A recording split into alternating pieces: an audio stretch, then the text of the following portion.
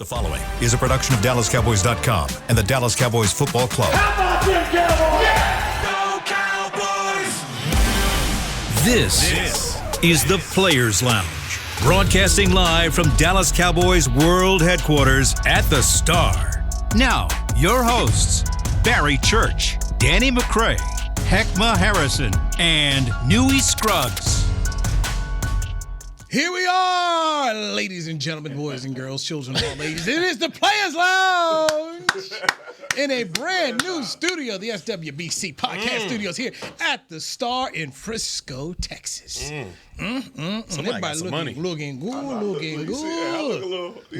the screen. Catch the Incredible Hulk, Danny McCray here. Yeah. Frailed in the mug. Harrison is here. He's gonna find a reason to hate. It's my guy. Beautiful Barry Church. What's going on? Number 42. Yes, in the house. I am merely Newy Scruggs. Yes, he is 42. I ain't gonna lie, 42. We got a new member. Man. The 42 Club has expanded. But we'll talk about that. About that. He's accepting it. He's accepting it. The other day, he got up, was walking away from the microphone the last time I said that, right? Hey, how things have changed. I can't wait to hear this. Jackie Robinson, Barry Church. 42 Deuce Club. Vaughn trying to get in the club. We'll do that. Just saying. Cowboys lose 22-14 in Seattle. They are now 0-2 in the preseason. We don't really care that much about wins and losses, but we do care about health and also just who impressed, who disappointed. So going to go around the table and be positive. Start with you, Barry Church. Who impressed you in this game? He didn't do, a lot of craziness. It wasn't like he was just out there, they handed him the ball and he was just lighting it up like Barry Sanders. He had a couple plays out there, but I'm going to say this because I was hard on the guy last week because I said, he showed me versatility. He showed me he had the vision. He showed me he can make people miss tackles out there, but I need to see a little bit more of it. I need to see a little more consistency. And our guy, Deuce Vaughn, man, he went out there once again and made a play. And he's starting to – I'm not sold that he's, running back. But how close is he? How close is he to being? Because right now I'm giving it to Rico. Now I'm giving it to Rico as RB2. Right. But he's close, man. He's shown me that he is a playmaker. He's a guy that can go in there. You can inject him into the offense, and he can, be that spark plug to your offense out there. He shows the balance, the vision, and once again, he's making plays and scoring touchdowns. So, to me, he was impressive out there, and if he can keep on building on this, he can creep into that running back 2 conversation for sure. Now, we saying who was impressive or who wasn't impressive at the same time? Who was impressive right now. We're going positive. Positive heck, baby. Positive heck, man. He's looking for somebody to be negative. We'll I ain't take the cake that time. We'll get to that. Don't worry. I'm trying to start the show on the up. What's wrong with you? All right. I'd say this is what I'm going to do. A guy that I've been hard on as well, he came out and he played decent. Had a decent game. I'm going Josh Ball. Okay. I'm saying Josh Ball because, look, offensive line-wise, I don't think anybody's comfortable with the 5 guys that we sent out there. You can see the holes. There's some depth problems that you have on this offensive line. You're looking for guys right now that can be swing tackles, can be your guards if someone goes down. I mean, about 2 weeks ago, I was like, look, man, shine a light for Jason Peters. All right? I'm not there. I'm backing up off that a little bit. Okay. I'm backing up off that a little bit. Get all the way off of that. I'm going to try to. Let him live out there. I'm going to try to. But, when push comes to shove, and it's like that, man, you need somebody to step in. But Josh Ball showed me something, man. He did some pretty decent things in the run game, and he looked more solid in the passing as well. So I'm going to go Josh Ball. I'm going Tolbert. I mean, listen. He took Newy's guy. I'm sorry. We've been talking about the guy since you let us know the process that he was going through mentally about figuring out what went wrong last year, how he can then make that better, have it translated into OTAs and minicamp and then camp. Go to week 1 and you say, man, I don't know, man. Jalen Tolbert looking good. And then you say, well, I need to see him do it again. It is. He came out there and did it again. So look impressed. For as hard as we were on him last year, I want to make sure that we lift him up this year and say, hey, man, you're doing everything that you're supposed to be doing and more, and your spot is solidified. Will be towel waving this year? No. After he score. When you think about last year we had with Noah Brown, he's better than Noah Brown. Look, last year my man wasn't getting a jersey. Okay? He was towel waving. You know, he was in the shorts and T-shirts, and exactly that was the guy I was going to go to. 6 targets for him, had 1 drop, but 4 catches, 66 yards. He was who Brandon, I said Brandon, but he was who Cooper Rush was going to. It's like looking for Tolbert. And when I talked about him last year, a guy we hit reference before was Terrence Steele. Rough rookie year. Went in the weight room, did everything he was supposed to do, and we saw his second year, he made the improvements. Yep. During training camp, they kept talking about the work he put in. And I said it, hey, look, wherever Dak is, Jalen Tolbert needs to be. And he was.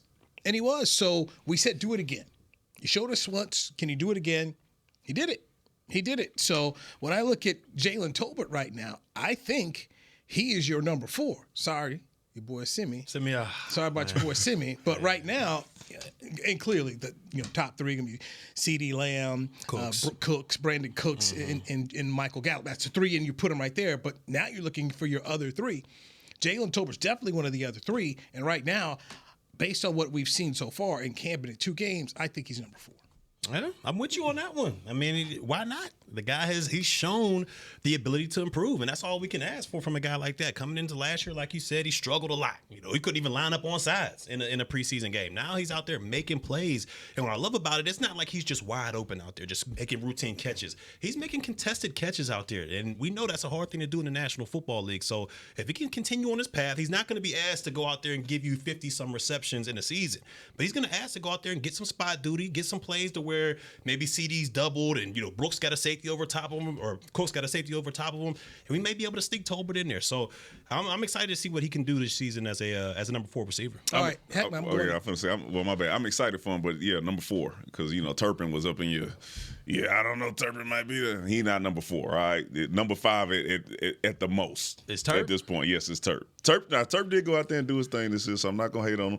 But number 4 is Tolbert, and there's no discussion about that one. Yeah, I'm with you. That's where I'm at right now. Okay, Heck, I'm going to start with you. Who disappointed you? I'm not going to go with the obvious one because I know y'all going to take that one. I'm going to go somewhere else. I'm going to go because we're going to stay with the offensive line. Well, let's go. Number 79. I know he injured his shoulder. He had a shoulder injury. He had a shoulder injury, but before even the shoulder injury, man, he was just getting blown up. And it just, as far as position, a guy that you've been waiting on to take the next step, just like you were talking about Jalen Tolbert. Obviously, last season, a red shirt season for let's go. He just didn't look good. I hadn't heard a lot of good things about him coming out of camp. And it just worries me because we're looking so deep into the offensive line, like I said before, with Josh Ball. So, let's go was the guy that did not impress me. Okay. Well, I've been asking you about this guy all camp. Okay, and I'm not gonna call him a disappointment, none of that stuff. What I want to see from a first-round pick at defensive tackle is not what I've been seeing or hearing from Mazi Smith. Okay, from it being listen, I know low, whatever. Sometimes you don't know. Sometimes players take a little bit longer to get adjusted.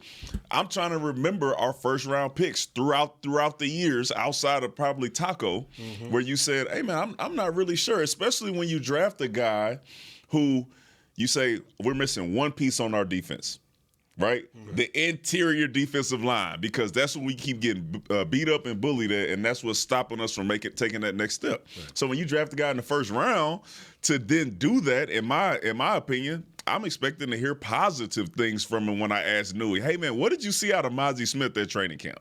Or when I watch him in the game, I'm expecting to see something, a flash. Like, hey, man, oh, yeah, that's it. That's all flash. I just. And so it begins. I just didn't see it. I'm not laughing at that. I just didn't see it, man. I just from what I've seen and what I haven't heard, no white tees. I just he get tossed out the club. I'm not confident in going into week 1. That's all I'm saying. All right. Can he be better? Yes, because Newey is usually calling him right, second contract, all that stuff. But I'm just talking about when we talk about somebody who needs to step in now and be that difference maker. I'm not confident that is it right now. Okay.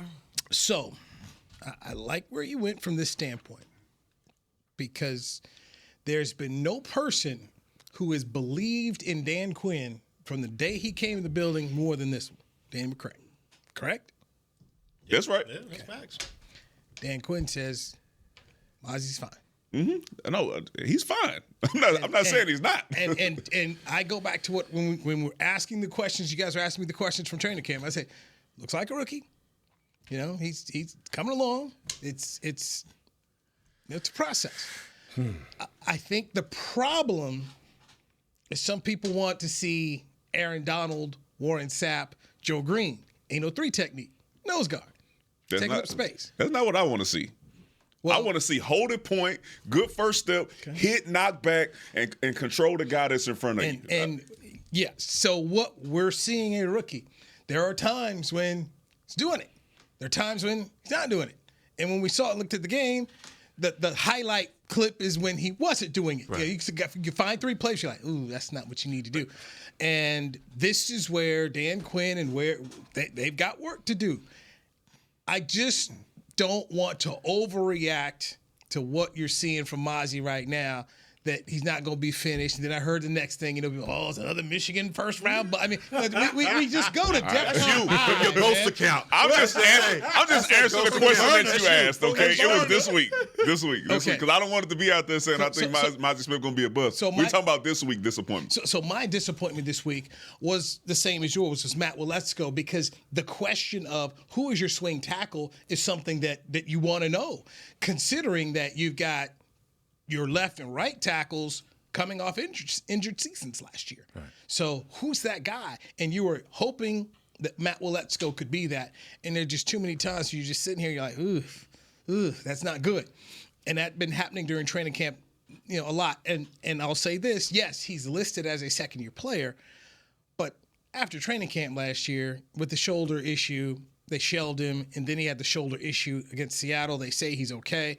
But that, for me, that was a disappointment, because that's what a guy I was looking forward to. Okay, maybe you could say, all right, he's where you need to be. Right now, if you're the Cowboys, this is a situation you've got to monitor, and who knows what you do. You go outside, and where do you go to solidify and say, this is our swing tackle?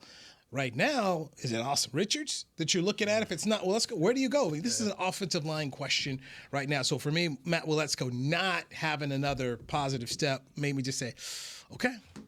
There's a lot to think about right there. And then for me, disappointment-wise, I got 2 things. One, the overall tackling on the defense. When we talking about the team, the second team, third team, those guys filling in. Look, we understand how long this season's going to be, and so a lot of these young guys are going to get opportunities out there to show what they got.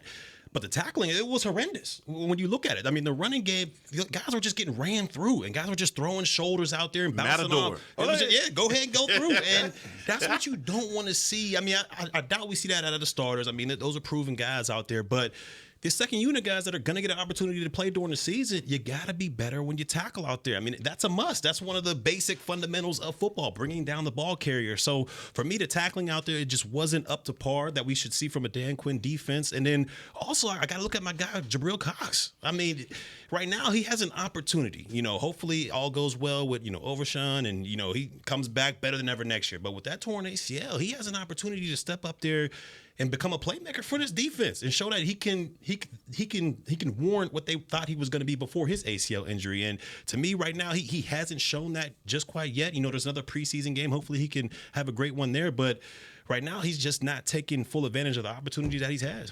Now, I'm on the same page with you. I have Jabril Cox down here also. It just looks like he's not confident. Either something going on, is not understanding where he needs. I don't want to say he's not understanding where he needs to be, because he's year 3 in Dan Quinn's system. So I don't think that's it. He's just not coming downhill the way that you're used to seeing linebackers come downhill. He's catching a lot, and you saw that from the whole defense. Honestly, you saw that from everybody. Group effort.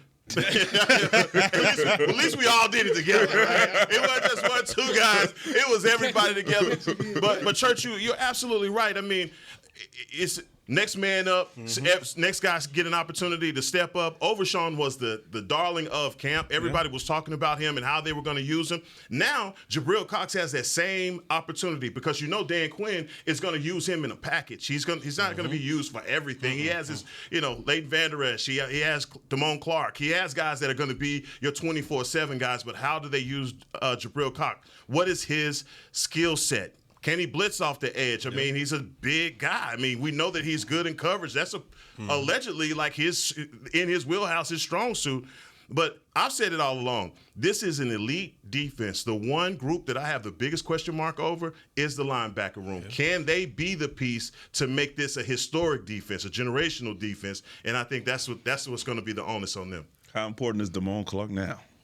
Big. And he played all the way to the fourth quarter. He's not coming off the field. Yeah. And they getting him right though, because he need the reps, and I think it's going to prove to pay those dividends once we get into the regular season. Do I want to see him play this week? Nah. No, let me. I want to go back to what you said about Mazi, because I think it's very interesting the instant criticism that Mazi has gotten. I mean, from the moment he was drafted all the way to his second preseason game, and the whispers of him being a bust. You bring up a great point when you say, is he Aaron Donald? And when you look at Dan Quinn, does Dan Quinn need him to be Aaron Donald, or does he need him to be Vince Wilfork? I think I need him to be Vince Wilfork, right? And the question when I look at Mazi, I'm saying to myself, well, is it because he's taking false steps, or is it that he's catching? He's catching, right? And when guys do that, it's because they supremely believe in their strength. He thinks that he can still do what he was doing in Michigan. And I'm sure when you guys got to the league, y'all figured out real quick, the stuff that I was doing at LSU, the stuff that I was doing at Toledo is not going to work on this level. And so he's still trying to get away with that Big Ten, I'm going to muscle you over, and it's just not working like that. And guys, he's getting reached because he's slow off the ball. He's getting turned, which is a cardinal sin. You can't get turned. Goodness gracious. Slow off the ball, getting reached, playing with his no footwork. This ain't something you about to fix in 1 week. If a guy, so I know we talking about how quickly we started to label him as a bust. That's not what I'm doing. I just want to reiterate that. When Tyler Smith came in last year, he got the same stuff, all right? Holding all the time in college, penalties, not sure why, blah, all this other stuff, right? True. But then throughout training camp, people started to say, oh, man, that. I see it. I see it now. I see it. I think I can understand what's going on. My point is we haven't gotten any of that talk. Not once I haven't heard somebody say, man, you know what, I'm starting to see it, and I just want to hear it. I want to see it. I want somebody else besides Dan Quinn, because I do have the ultimate faith in Dan Quinn. But I think that also goes with him knowing that he also has other players who can step in. Like you said, Mazi might not even be starting; he'll be a rotational player at the beginning. So Dan Quinn has confidence that he has other players who can step in and be better than they were last year. Hankins and Osa should be your starting defensive tackles. Clarence Hill had posted on his social media page, and I'll read the exact thing he wrote here. It says, regarding Cowboys rookie top pick Mazi Smith, y'all really thought a nose guard whose job is to take on double teams was going to flash in the preseason? ? Dan Quinn said he's not being asked to penetrate and go upfield. He's being asked to occupy blockers. Quinn's not worried. So that was from Clarence Hill. And I once again go back into people think taking Mazi, Warren Sapp, Joe Green, Aaron Donald. No. Who played next to Warren Sapp? Booger McFarland. Okay? That's what you're looking more for. Who played next to Aaron Donald? A'Shawn Robinson. That's what you're looking more from.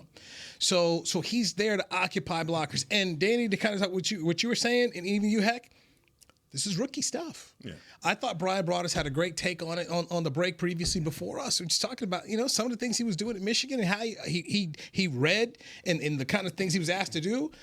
It's different here. And sometimes and when you're playing a little bit, you revert back to some things. He's still learning. Mm-hmm. And when I talk about him not being a quote-unquote starter, that's not a bad thing. Dan Quinn's going to figure it out. I think I got a good D-line coach too, Coach Hayes they're going to get him right. It's just not always out of the gate straight. Tyler Smith shocked us, man. Let's be honest. He shocked us last year. That was a good thing. It's not always the case. Everybody's different. So I'm eager to see how they get him ready and how they go along and how they grow him, because I do believe in the defensive coaching here. I do. I think they can coach people up, and we'll see. So I'm just saying I'm not going to hit the panic button. I got to ask, hold on, because I know you keep saying that we talk about it. You think about how many players that we've drafted in the last 10 years where you was like this. Okay, let's take a break. Let's dive into that next, okay? Let's get into that. Players Lounge brought to you by Tostitos right here on DallasCowboys.com radio. Want to use the Cowboys locker room's favorite products? Check out the official men's skincare brand of the Dallas Cowboys, Jack Black. Right now, you can get the Jack Black Playmaker, a curated collection of Cowboys locker room favorites for just $10 with free shipping. The Playmaker includes 4 Jack Black skincare favorites, plus a full-sized intense therapy lip balm. Go to getjackblack.com/Cowboys and use the code word Cowboys. The Jack Black Playmaker, $10, free shipping. I'm Dak Prescott, quarterback of the Dallas Cowboys. Blockchain.com is one of the most trusted ways to buy, sell, and trade crypto. Whether you're always on the go or stay closer to home, Blockchain.com is just a few taps away. Put the power of crypto in your pocket, so no matter where you are, you can trade on your terms and build a crypto portfolio to fit your life. For crypto pros, rookies, and anyone in between, Blockchain.com makes it easy to own a piece of the future. Blockchain.com, trusted by millions, trusted by America's team. Hi, I'm Danny McCray, Dallas Cowboys alumni player here with Smoothie King. And Smoothie King wants to ask you, what's that sound? That's the sound of you and everyone else absolutely loving new smoothie bowls from Smoothie King. And woo, me too. These smoothie bowls start with acai and pitaya and are handcrafted with fresh toppings like sliced bananas, sweet berries, crunchy Purely Elizabeth granola, and a savory peanut butter drizzle. New smoothie bowls, only at Smoothie King, the official smoothie of the Dallas Cowboys. Star Sports Tours is the only official fan travel partner of the Dallas Cowboys, offering exclusive game weekend travel packages with pre-game sideline access and photo ops with current players, cheerleaders, and Cowboy legends. You want to stay at a team hotel, attend the best tailgate party in Texas, tour the Star, and talk X's and O's with me, Everson Walls? With Star Sports Tours, you can. Visit cowboystravel.com to book your travel package today. Back to the Players Lounge. Come watch the Dallas Cowboys practice at the Star in Frisco during training camp presented by American Airlines. Free open practices will take place at the Ford Center starting with Cowboys Night on August 22nd and run through the 24th. For more information, visit DallasCowboys.com/training camp. Thank you, Hackma Harrison. Gotcha. The Players Lounge brought to you by Tostitos. The players are Barry Church and Danny McCray. Yes, and then just the addition, special guest, Heckma Harrison and me, Newey Scruggs. We just here you go. That's how you're gonna start off the first day in the news. Okay. So we're just the Mazi. I'm just here to help facilitate. You got more to say about first? No. I just want to know.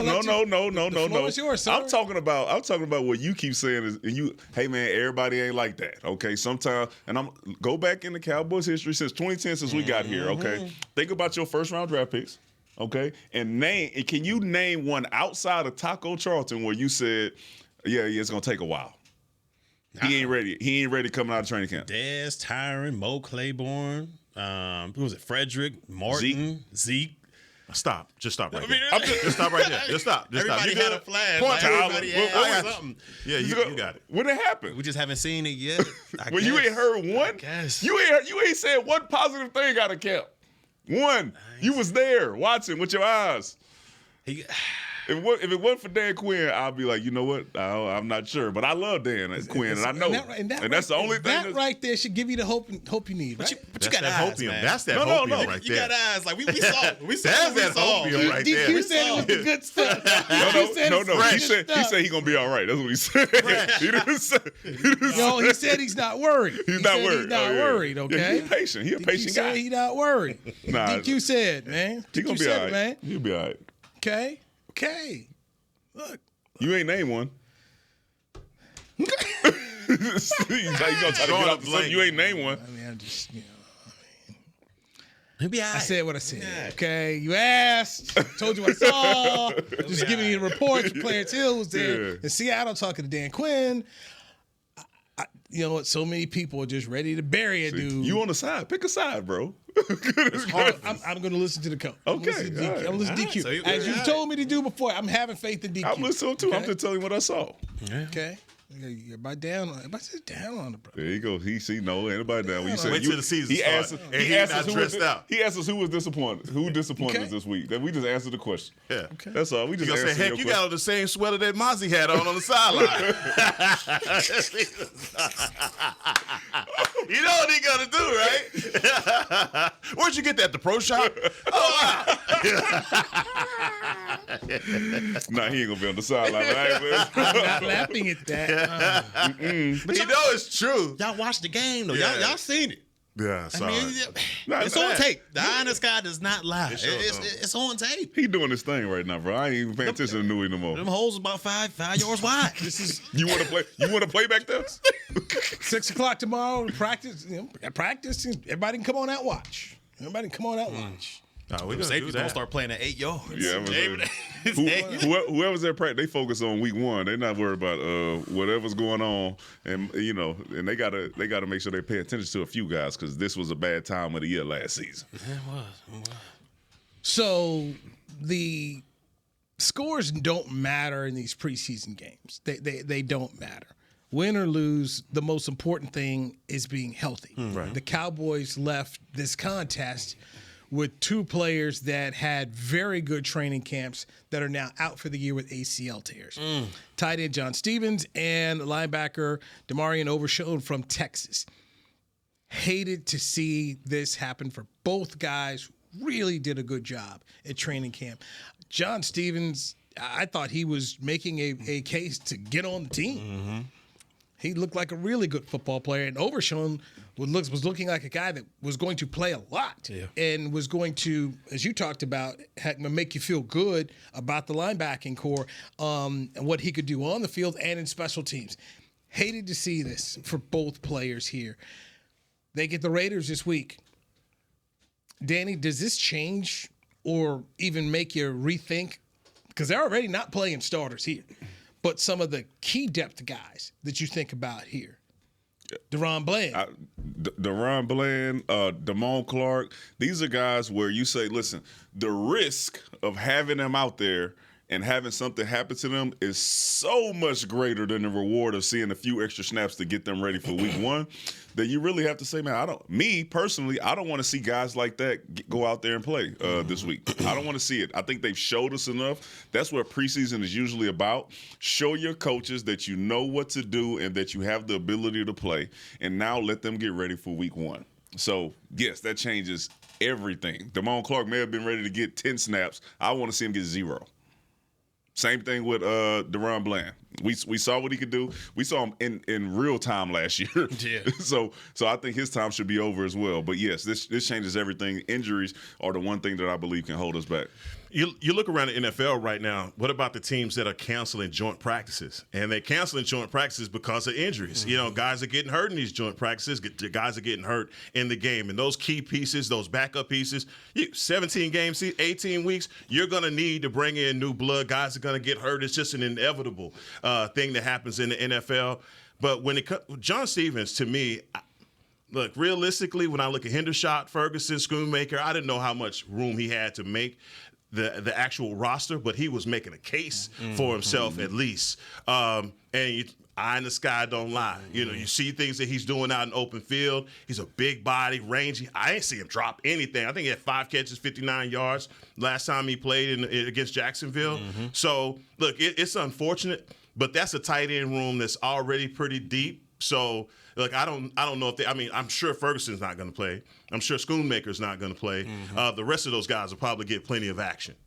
Yeah. John Stevens somebody was picking him up. Oh, he wasn't going to make practice squad. He wasn't going to make practice squad. But they're in good hands. I mean, you got, probably arguably the best training staff in all National Football League. We talk about Britt Brown, Jim Maurer, G-Money, those guys. So they'll be able to get those guys back. And I really hate to, both of those guys were making cases. And you look at Overshown, you just hate to see something like that happen because this guy, he could have been like a chess piece for Dan Quinn, just moving him around. He has so much versatility right there. But like I said, they're in good hands, and hopefully both of those guys can come back next year better than ever. Turpin. Roster spot? Yes? No? He on the bubble. So you asking me. He on the bubble? He on the bubble. I'm going to say yes.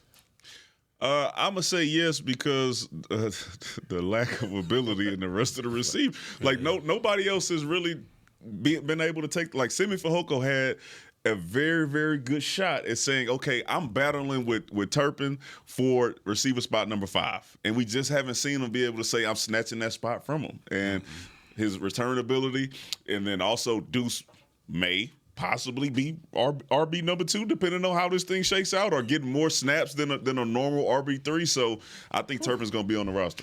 When I look at, you talked about Deuce Vaughn did have 2 kickoff returns here, but when you see guys like Overshown and Stevens are out for the year, that's, those are 2 spots where you just say, okay, they opened it up for people here. I just look at Turpin as a guy who made the Pro Bowl last year, has a spot. They'll ask him to come back and do that. Deuce Vaughn is a running back. He's a top 3 guy. And we talk about the bottom 3 receivers because we talked about the top 3. Lamb, Gallup, Cooks. Your bottom 3 right now is Tolbert. I think that Turpin is one of those 3 who also has the kick ability, the return ability there. I agree. So that to me, I don't know who the 3rd one will be right now, but to me, those are I go 4, Tolbert, 5 or 6 is Turpin. He's in that top 3 right now for me. Anybody disagree? No. In your bottom 3, I should say. In your bottom 3. And I like Brooks. I like number 83, Brooks. Okay. I think big body, possession receiver, a guy that can definitely contribute. So I would say that would be the deciding factor, especially coming down to this last game between him and Simi Fehoko. That's what it is. If Brooks can go out there, and I think if he can show a little bit on teams, like if Brooks can go out there maybe as a gunner or something, make a play or 2 out here, I think he'll definitely push out Simi, and he has an opportunity to, maybe get that 5th wide receiver spot. You better get off that gunner spot because he, they got, and I look at the special teams that way. They got 2 guys. Faso has 2 guys that he wants to be his 5s, which are the fastest guys running down the field to go make those tackles, be disruptors. And then at gunner, he's had Kelvin Joseph and he's had CJ Goodwin. So hard for him to be able to play that position. But he still needs to be able to go out there and be a difference maker somewhere on there. Yeah, 2 on kickoff. Yeah. All right. So at this point in time, right here on the players' line, where we say our bottom 3 receivers: Tolbert, Turpin, Brooks. We agree? That's what I'm saying. I agree. Yeah. Agree? Yeah. So that means Simi Fehoko is a guy who you would cut with the ability to bring back on your practice squad. Yeah. Because to me, and this is just my thought process, you guys may think differently. I always kind of look at guys and say, all right, if so-and-so hits the street, can I get him back? Simi Fehoko is a guy I think you could get back. I agree. Yeah, I agree with that one. I mean, I think you can get him. I'm gonna just leave it at that. Okay. Too long pause, bro. I'm good. Okay. Shout out to Simi, man. Keep fighting. All right, let's hit our second break here. Would you? It is. That's what he's leading this. That's what the break was. You read right to it. Would you want him back? Is the question. Yes. Would you want him? Because he knows the system, he does know Dak and all that stuff. But that also depends on who else is out there once you make those cuts. Let's take our second break. All facts. That's right. Players Lounge brought to you by Tostitos. I'm Newey Scruggs. Danny McCray, Heckman Harrison, and Barry Church are here. Right here on DallasCowboys.com radio. Hi, I'm Danny McCray, Dallas Cowboys alumni player here with Smoothie King. And Smoothie King wants to ask you, what's that sound? That's the sound of you and everyone else absolutely loving new smoothie bowls from Smoothie King. And woo, me too. These smoothie bowls start with acai and pitaya and are handcrafted with fresh toppings like sliced bananas, sweet berries, crunchy Purely Elizabeth granola, and a savory peanut butter drizzle. New smoothie bowls, only at Smoothie King, the official smoothie of the Dallas Cowboys.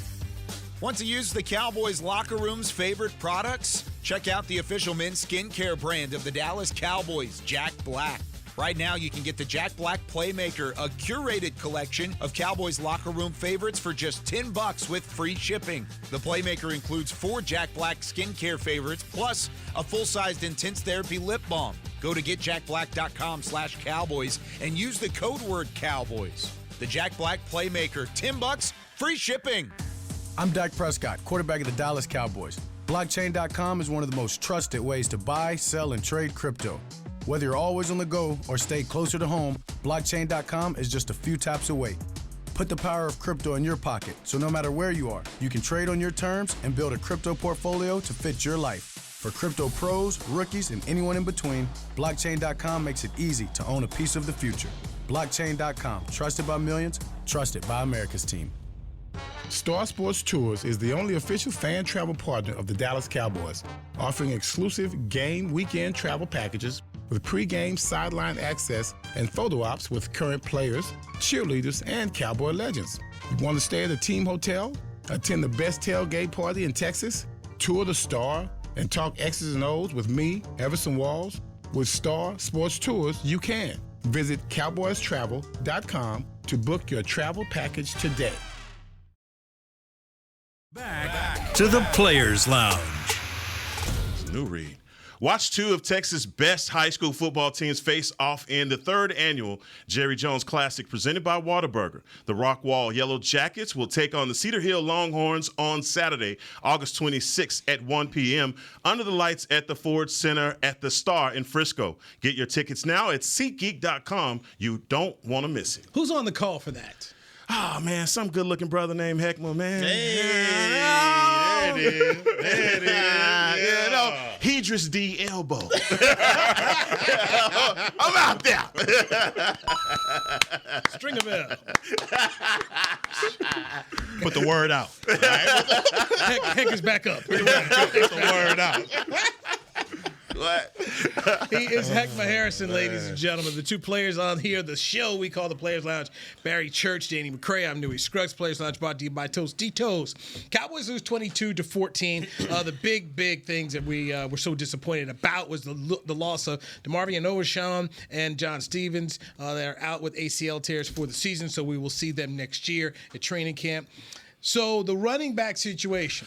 Ezekiel Elliott, as we all know, is now a member of the New England Patriots. He'll be coming back to Jerry World. I believe October is when the Patriots come to town here. Tony Pollard, who made the Pro Bowl last year, is the number one running back. They took Deuce Vaughn in the draft. He's going to make this team. Yeah. There were some people who were wondering, would he make Deuce Vaughn? We can all agree, yes. Make the team. He's on the squad. He's on the squad. So you have Tony Pollard, you have Deuce Vaughn. Rolls in the back. Yeah. There will be a third back. Right, There'll be a bigger back. There could be three, there could be four running backs that the Cowboys decide to keep. Gentlemen, Four. Ooh. who would be the third back to join Pollard and Vaughn if they go with three? I'm not saying Deuce is going to be the number two, but just there's going to be at least three, if not four running backs. We know Vaughn's going to be one of them. Pollard's definitely one of them. Who's your third? I'm going Rico Dowdle. Rico showed more to me, not only just his explosiveness, running the ball, picking up the block. That's where I'm concerned. That's what we lost in Zeke. A guy that could pick up the block, a guy that could chip the edge, block linebackers. He looked like he could sustain that, but I just love the way that he didn't fumble at the goal line this year, this game. But look, this is getting very interesting, and I think on the group text you were saying, this is going to be a hard decision to make because you're essentially going to let go of a quality running back. Yeah. Malik Davis is, I would say, quality backup running back. Yeah. Ronald Jones, yet to be seen, but I'm just saying he's a guy that has tenure and experience in the NFL. Look, my whole thing with Deuce Vaughn is how do they use him? I ain't gonna run the ball, but defenses are going to key in on him. It's going to be a task for Mike McCarthy to put these packages together to get Deuce Vaughn on the field and be successful at the same time. I don't agree. No? I don't agree. The two touchdowns that we've seen Deuce Vaughn get have not been opposite side of the 20. Mm-hmm. It's been red zone. Mm-hmm. Go whatever. He's been there to where you can, and then just so you know, all right. So usually when you have the quarterback who's lined up behind the receiver or about to take a snap and shotgun, the running back, the wider he lines up, the more likely it is that he goes out for a pass, right? Yeah. So Mike McCarthy lines up Deuce Vaughn wide, making the linebackers think that it's about to be a pass, and then you get him in there on a read option for a touchdown, right? So these are the little things that, when I say I appreciate Mike McCarthy's play calling, that he's doing to then offset the fact that, hey, I don't want everybody to just be keying in and believing that it's always going to be a run when Deuce Vaughn gets in. So I think that is just a little nuance of Mike McCarthy showing this is how we're going to use the guy and not just out in the field. Even when we get in the red zone, he's going to be a guy that we can use. But do you have to do that with any other running back, move him out farther like that, or do you have to do that specifically for Deuce Vaughn? You don't have to do it for, but it's just Deuce Vaughn, but it helps keep the defense on their toes. Gotcha. And the next running back that comes in, he can do that as well. It's not like we got a big bruiser back there anyway. They are probably going to be doing that. But those are just little games that you play with the defensive coordinator to keep them on their toes and not let them know what you're coming in to run. All right. So who's your 3? Yeah, I got Dowdle. What happens is that's when you're in preseason, little things like that, right?